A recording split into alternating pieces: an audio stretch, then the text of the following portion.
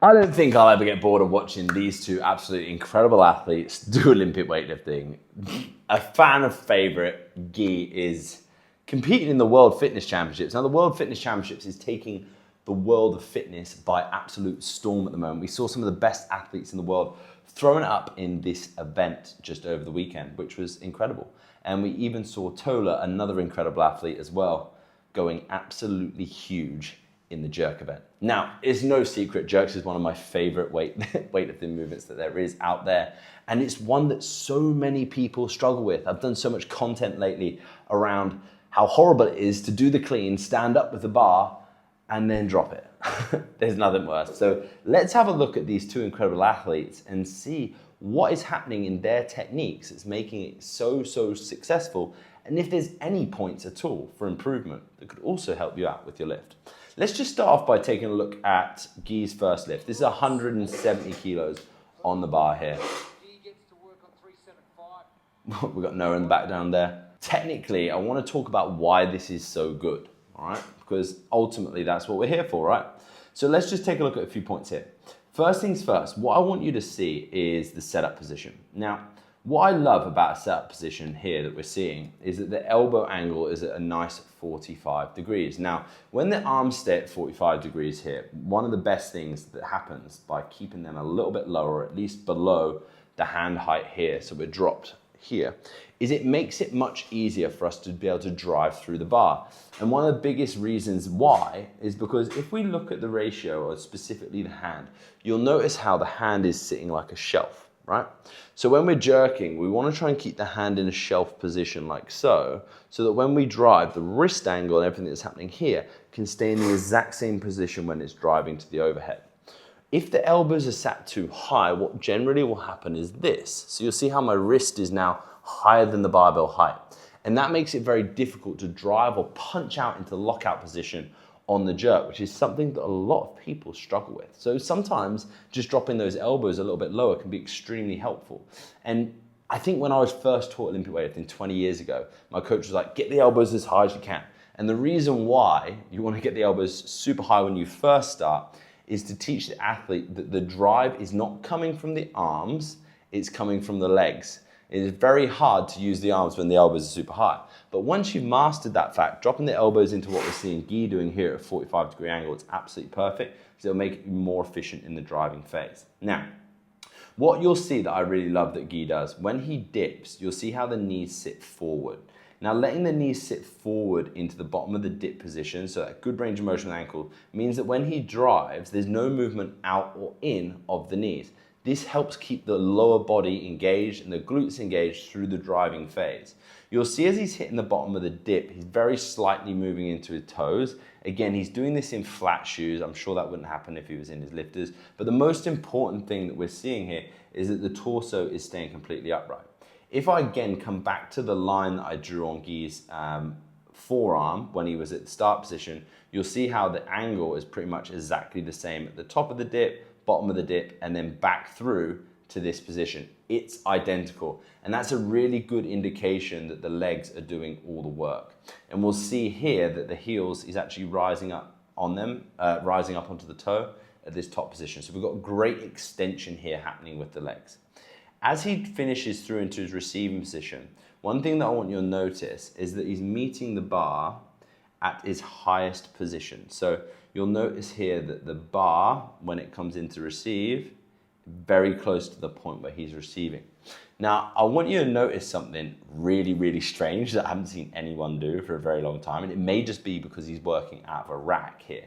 But you'll notice, unless he's lost a thumb, his thumb isn't around the bar. So the only thing that I can possibly think why he's doing this, okay, is that it's helping him sit his wrist back even further than when his arms wrap around the bar. And this is one of the key reasons why when you're doing a jerk, you should never keep a hook grip in. Because if you're keeping your hook grip in, it makes it more challenging for you to let the wrist sit back, and it also increases the likelihood of the bar being out in front. So it's the only reason why I could think that he'd potentially do that. Things that we'll notice that's making this position very good in the receiving position is that we've got a nice vertical angle here happening with the shin, which is great. The knee height is sitting lower than the hip, which is good. And then from this back leg angle, what you want to see is that two key things are happening. That's keeping his hips underneath the bar. One, he's keeping his heel up off the floor. Now, this is something that a lot of people struggle with when they're learning to jerk. They get a real flat back foot when they go into receive position. The reason why we don't want the foot flat when we're doing the jerk is because it will put the hips out of line. So if the foot's flat, the hips will go open, and that'll put a lot of excessive pressure on the lower back in and around this area when we're in this receive position. So it's important that we keep the heel up so the back knee can stay soft and the hips can stay underneath the bar. This means that on a sub-maximal lift, and we'll have a look at one of his heavier lifts in a moment, he's able to use that back leg almost like a spring or a shock absorber when he's going into receive position. He's got very good hygiene in his jerk recovery. He pushes away with that front leg first and brings the back leg in straight. And that is an absolutely textbook jerk. Let's move on and have a look at one of the other lifts. And of course, Big Tola's 188, which was absolutely incredible. So as we draw a comparison here, we're looking now 16 kilos heavier on what Guy is lifting. Now, key things that I want you to keep an eye on here is on the 170, as you see when he hit the bottom of his dip, the feet stayed much flatter than what's happening here on the 186. Now, this could be because he's dipped a little bit deeper due to the weight being heavier in this bottom position. One thing when the weight's getting heavy, you do not want to do is start dipping lower, because ultimately we're trying to drive up, not sink lower, okay? When you're dipping too low in the dip, what will happen when you hit that bottom of the dip position is the heels will start to lift. And this will cause you to start driving forward or a little bit earlier, which is what we see happening here. So although the upper body's in a great position still throughout the dip and drive, he's just moved into his toes and started moving forward in that dip. That is ultimately why we do not see as much height gained in the drive. Of course, it's heavier weight, I get that, but technically, if he had been able to keep those feet a little bit flatter in the bottom of the dip, then we would have seen a little bit more height gained, and that would have stopped in the receiving position. If we look at the difference between the two, his hips sitting back so much and the extension having to happen through the thoracic here as he's in his bottom position. He's got away with that because he's an absolutely incredible athlete, but like I said, on these sub-maximal ones, if we want to get that a little bit heavier and maybe go in excess of 190, which I'm sure he's capable of, potentially even 200 on the jerk, that's something that we'd want to fix. If I'm ever encountered with an athlete that is struggling to stay on flat feet at the lowest point of the dip, or get used to knowing where they should dip, what I will get them to do is actually go to the bottom of the dip and pause. Once you start getting familiar with what it feels like to be on flat feet at the bottom of the pause, you can actually practice driving from a complete standstill position at the bottom of the dip, which can be great. And then you can go in and do an exercise called quarter jerks. Now, Crispy, if we can pop a video up to a quarter jerk here, if you can find one in the library, essentially we're just practicing the dip and drive element of the jerk with a heavier load than what we're actually doing as a jerk. This can be a great accessory movement to practice this under heavy weight, especially if you're trying to push past. So for Guy, push past potentially 190, 200 kilo on the jerk, he would be doing this exercise at around 210. It'll get him used to feeling that load on the shoulders, but also through the dip and drive, staying on those flat feet. If you're enjoying this, then you'll absolutely love my 12-day Common Fault Masterclass that I've put together, which is absolutely free. Now, these are videos that are under 5 minutes to consume, and they're actually gonna help you lift better, with better technique, and with heavier weights. Sounds good, right? I've used this protocol for athletes right the way from beginners all the way up to my athletes that compete at the CrossFit Games level. And the best news is this used to be a paid product, but I'm giving it away to you for absolutely free. So go ahead, hit the link in the description below and enjoy. Now let's get to the star of the show, shall we? For a change, it's not Guy, and have a look at Tola's 188.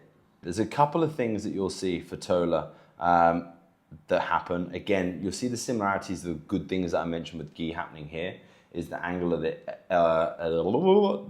forearm staying in the exact same throughout the dip, the drive, and then as he's hitting his full extension position, arms in the same position, means the legs aren't doing too much work. You'll see that he's getting, again, good tracking of the knee into the bottom of the dip, although there is a little bit of drift forward that I see happening. I know this video isn't the clearest, but we see a little bit of drift forward happening here and the knees collapsing in. If I was to give him 1 point of, I guess, help here, it would be that when he's in his set position before he begins to dip, I would think about very slightly squeezing the bum cheeks. Now, it's not like squeezing the bum cheek like someone's trying to poke you in the bum. It's engaging the glutes. This will then allow him to think about spreading the floor very slightly with the feet, that throughout the dip will help him gain better tension in the change of direction, which will stop that slight drift forward. As he finishes in this top position, again, the only thing I really noticed that happens is as he drives, you see how the knuckles start to point up towards the sky? When the knuckles point up towards the sky, what's naturally going to happen as the load is received is you'll see how the bar sits back and the knuckles start to move here. This heavy load can sometimes result in a missed lift. So I'd be just thinking for Tola here to keep that hand in a fixed position the whole way through the dip and drive. And there's easily over 190 kilos there for him to achieve. The lockout was really, really good. Overall, I think, you know, both of these athletes are absolutely incredible, and it's something that you're seeing more and more now in any functional fitness league, any CrossFit league. The technique proficiency of the top guys is very, very good. And you can't hide behind bad technique if you want to be finishing high in these events. So make sure you're spending time refining the technique on the Olympic weightlifting movement, so when these events come up, you absolutely kick ass.